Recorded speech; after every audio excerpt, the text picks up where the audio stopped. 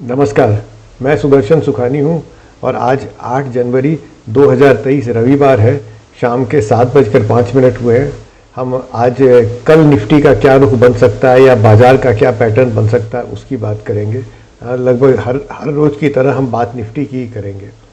आज हम सबसे पहले निफ्टी का एंड ऑफ डे चार्ट देखते हैं, क्योंकि एंड ऑफ डे चार्ट से रुख का अंदाज़ा होने लगता है क्या ट्रेंड है, अगर कोई ट्रेंड है भी कि नहीं। ये कैंडलस्टिक चार्ट है, डेली निफ्टी का डेली चार्ट है। हम यहाँ आ जाते हैं 17,800 पर। हमको यहाँ पर दिख रहा है कि मार्केट रुक गया और सपोर्ट लेकर खड़ा हो गया। आप बहुत पीछे जाके देखें कि ये वही जगह है जहाँ पहले बाजार 4 दिन तक थमा था जब ये ऊपर जा रहा था। तो जो रेजिस्टेंस थी वो फिर अब सपोर्ट हो गई। ये निफ्टी, ये मचार्ट्स का नियम है। एक रैली आई, ये रैली कहाँ रुकी? 18,250 पर रुकी। ये आप लाइनें देखिए, पहले भी यहाँ रुक गई थी, उसके पहले रुकी थी और उसके पहले एक करेक्शन 18,250 के आसपास रुककर वहाँ से भागा था ऊपर। तो 18,250 एक अहम स्तर था और वहाँ पर बाजार रुका भी 4 दिन तक। 4 दिन रुकने के बाद बाजार नीचे आया। ये ट्रेड हमने यहाँ पर हमको एक पैटर्न मिल गया था। अगर आप लोगों के ध्यान में है तो मैंने बताया था कि ये 2 इनसाइड डेज बने हैं और अब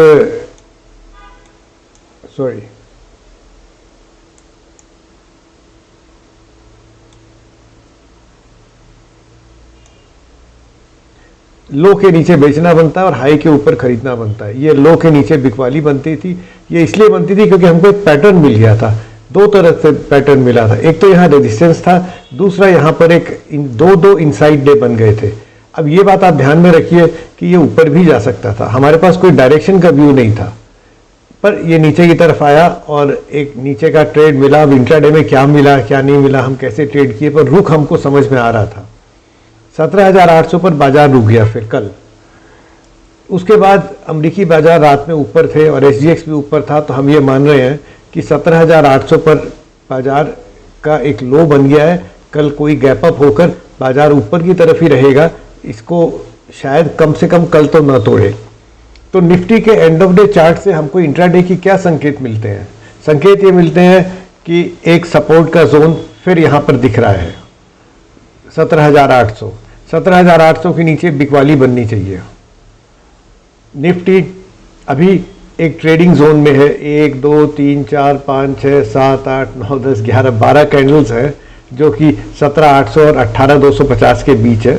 और चूंकि हम ये अपेक्षा कर रहे हैं कि कल हम वापस ऊपर जाएंगे तो हम ट्रेडिंग जोन में ही कल शायद रहेंगे। तो कैंडल्स, इस ट्रेडिंग जोन के अंदर के कैंडल्स का नंबर भी बढ़ता जाएगा।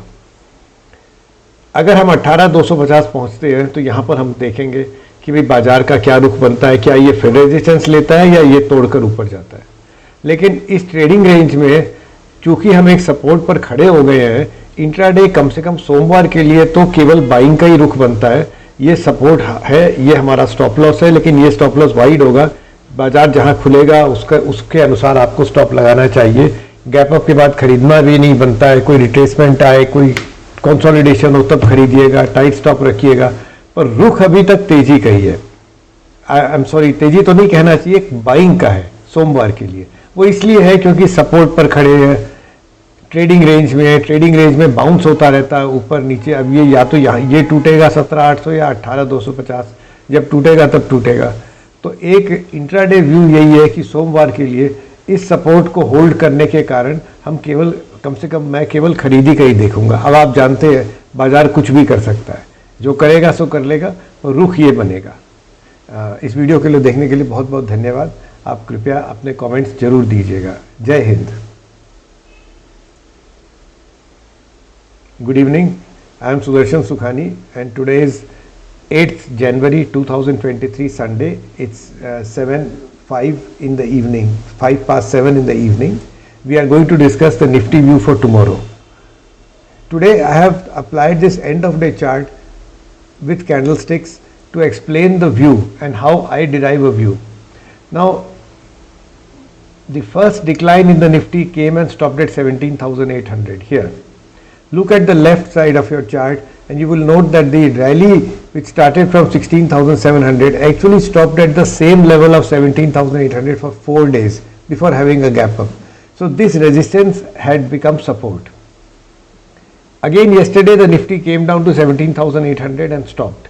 So this support seems to be holding as of now. What about resistance here on the upper side? See, for 5 days almost the Nifty was hugging 18,250. This line, it could not break it. So this line is significant resistance. Look at the left side. Here we again see this resistance emerging, this line emerging as support before it broke down. And again on the left side, here this small dip actually saw the Nifty holding on to 18,250 before starting a smart rally. So all said and done, 18,250 is an horizontal line with some meaningful resistance at current level, in the current scenario, and 17,800 is the support. Now since we have resistance and support and nothing else in between, the markets can be assumed to be in a trading range.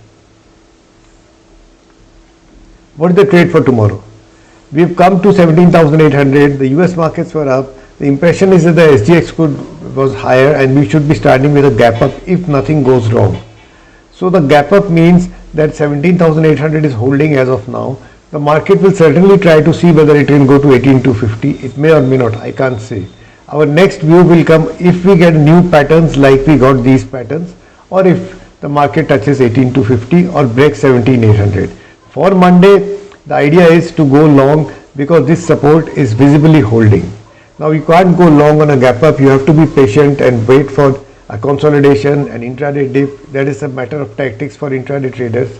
But the trade would be to be on the long side of the market for Monday. Let me explain this. This is a pattern that we detected and said that okay, the Nifty has made two inside days and we should either break on the upside or break on the downside. So we had a trade based on the pattern. I did not explain, but with this clear resistance was also visible. It could have been broken on the upside, that's nothing. As it happened, it broke on the downside and gave us some points here. How you traded intraday is a different matter, but something would have come anyway. So for tomorrow I have explained my view, just looking to go long and not really looking for a short position because of this resistance, support holding, and then we'll see how how markets move. Thank you for watching this video. Please give your comments. Jai Hind.